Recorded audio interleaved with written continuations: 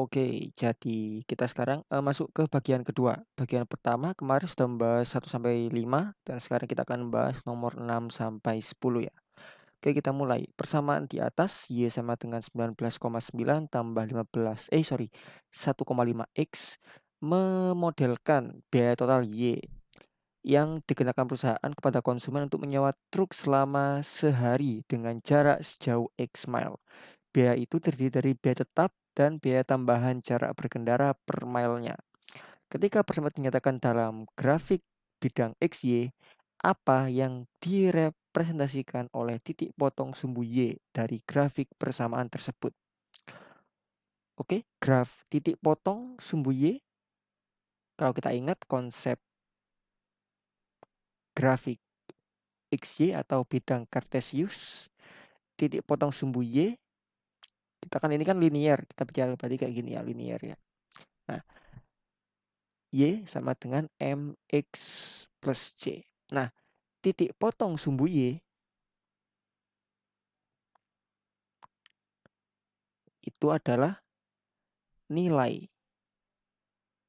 Y ketika X sama dengan 0. Berarti kalau di sini titik potongnya adalah berapa?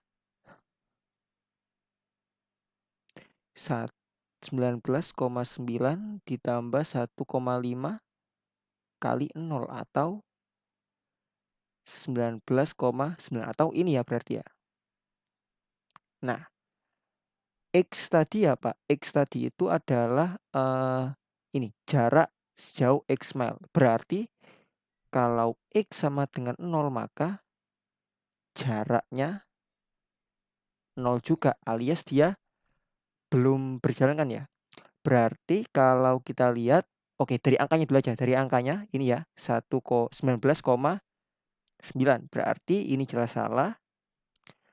Ini juga jelas salah. Nah, antara dua ini, apakah biaya tambahan atau biaya tetap? Biaya tambahan itu dia lebih ke ini ya, per mile-nya kan ya, ada unsur X-nya. Sementara dia jaraknya masih belum ada nih, berarti ini juga bukan opsinya. Sehingga jawabannya adalah yang ini. Biaya tetap sebesar 19,99 atau kita bisa coba baca ini. Ini kan berarti biaya awalnya kan ini 19,9. Nah, nanti ada tambahan tadi biaya tambahan dengan jarak sejauh X mile yang ini. 1,5 kali berapa mile dia berjalan. Jadi titik potong sumbu Y-nya adalah X atau sorry ini A. Biaya tetap sebesar 19,99 dolar. Lanjut ke nomor 7. Fungsi f didefinisikan dengan fx sama dengan x plus 3 dikali x plus 1. Grafik f pada bidang XY adalah parabola. Manakah di antara pilihan interval berikut yang mengandung absis titik x dari vertex atau titik puncak dari grafik ini? Oke, kita tahu bahwa parabola itu kan kurang lebih kayak gini kan ya. Ini yang contoh umumnya aja. Misalnya ada parabola kayak gini. Nah, titik puncak atau vertex itu yang ini. Nah, selain titik puncak ada apa lagi di parabola? Ada ini ya. Apa? Titik potong sumbu X kan ya. Enggak semua sih, kan tergantung nilai diskriminannya juga kan ya. Tapi di sini kita enggak bicara sampai sana. Oke. Berarti kalau ini, nah titik potong sumbu X dicapai ketika apa? Ketika Y sama dengan 0. Maka ini titik potong sumbu X-nya dari fx sama dengan X plus 3 dan X plus 1. Maka ini didapat ketika X sama dengan min 3 atau X sama dengan min 1. Berarti kalau kita buat sketsanya kurang lebih dia akan berbentuk seperti ini ya, grafik parabolanya. Misal ini min 1, di sini min 3. Di kurang lebih parabolanya ya kayak gini lah. Nah, berarti titik puncak atau vertexnya itu kan di sini kan ya. Di antara ini kan, di antara apa?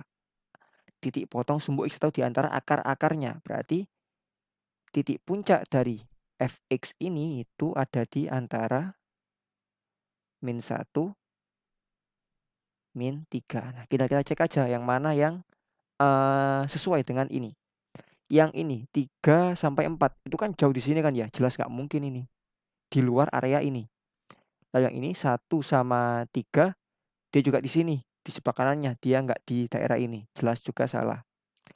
Yang ini min 3 sampai dengan 1, nah ini ada kan, dari min 3 sampai min 1 itu kan di sini. Nah, tapi dia diperpanjang sampai sini. Tapi ini benar ya, karena kan yang mengandung, berarti ini kan masuk ke area ini kan ya. Jadi ini mungkin. Lalu yang A, min 4, X lebih dari min 4 kurang dari min 3, dia di kirinya. Dia juga di luar. Jadi ini tidak termasuk di sini. Sehingga opsi yang benar adalah yang B. Lanjut lagi ke nomor 8. Populasi dunia tumbuh pada laju tetap sebesar 1,9% per tahun sejak tahun 45. Pada tahun 75 diperkirakan ada 4 miliar penduduk dunia. Manakah di antara fungsi berikut yang merepresentasikan populasi dunia P dalam miliar orang T tahun sejak 1975? Oke, di sini berarti kita punya pertumbuhannya ini 1,9% kan ya. Berarti misal setelah 1 tahun.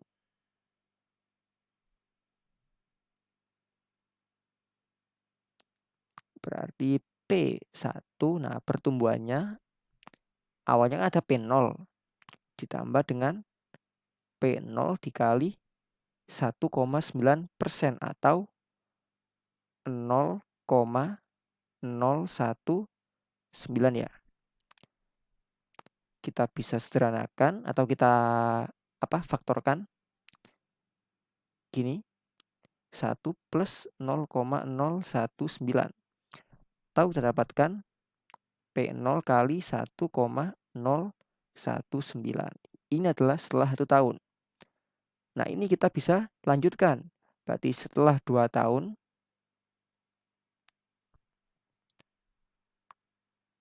nah berarti kan P2 itu adalah apa? Dari P1 kan, lalu tumbuhnya sebesar berapa? Sebesar tadi 0,019. Sama kayak tadi kita faktorkan, didapat ini 1,019. Nah, kalau kita ingat tadi P1 itu kan ini. P0 kali 1,019 kali 1,019. Berarti berapa? 1,019 pangkat 2. Nah, ini kalau kalian teruskan misal untuk P3, maka dia jadi apa? P2 dikali 1,019 gini kan. Atau nanti P2 kan tadi ini, berarti P0 kali 1,019 pangkat 3. Nah, kalau kita teruskan untuk P setelah T tahun, maka dia adalah apa? P0 kali 1,019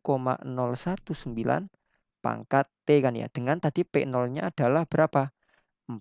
Tadi kan 4 miliar. Berarti 4 kali 1,019 pangkat T. Tahu jawabannya adalah yang A. Nomor 9. Ada 2 persamaan berikut, Mosteller dan Karen. Kedua persamaan ini digunakan untuk memperkirakan luas permukaan tubuh A dalam meter persegi dari bayi dan anak-anak yang beratnya W di antara 3 sampai 30 kg dan tingginya H dalam sentimeter. Oke, jika persamaan Mosteller dan persamaan Karen memberikan perkiraan A yang sama, manakah di antara persamaan berikut yang ekivalen dengan akar HW? Oke, kalau mereka sama berarti kan apa? Misalnya ini AM gitu ya. A Mosteller sama dengan apa? A Karen gitu ya. Kita tahu bahwa apa? Akar HW per 60. Lalu yang ini adalah 4 plus W per 30. Nah, kita mau mencari apa yang kira-kira sebanding dengan ini. Biar bisa sebanding atau biar kita bisa tahu mana yang sebanding dengan ini, kita harus apa? Samakan bentuk kiri dan kanan. Yang paling gampang apa? Penyebutnya. Ini 60, ini 30. Maka kita bisa ubah ini jadi 60 dengan cara apa? Kalikan dengan 2. Tapi jangan lupa kalikan juga atasnya atau kalikan dengan 2/2 karena ini sama aja kita kayak mengalikan dengan 1 sehingga nggak mengubah nilainya. Berarti kita punya apa? Akar HW per 60 sama dengan 2 kali 4 plus W per 60. Nah, kalau kayak gini kan ini udah sama nih. Berarti yang ekivalen dengan akar HW itu adalah ini 2 kali 4 plus W atau yang C. Oke, nomor 10. Nilai dalam sebuah permainan trivia dihitung dengan 2 kali banyak jawaban yang benar dikurangi banyak jawaban yang salah. Jika seorang menjawab 40 pertanyaan dan memperoleh nilai 50, berapa pertanyaan yang dijawab dengan benar? Oke, kita misalkan aja. Berarti misalnya A gitu ya. A itu adalah banyak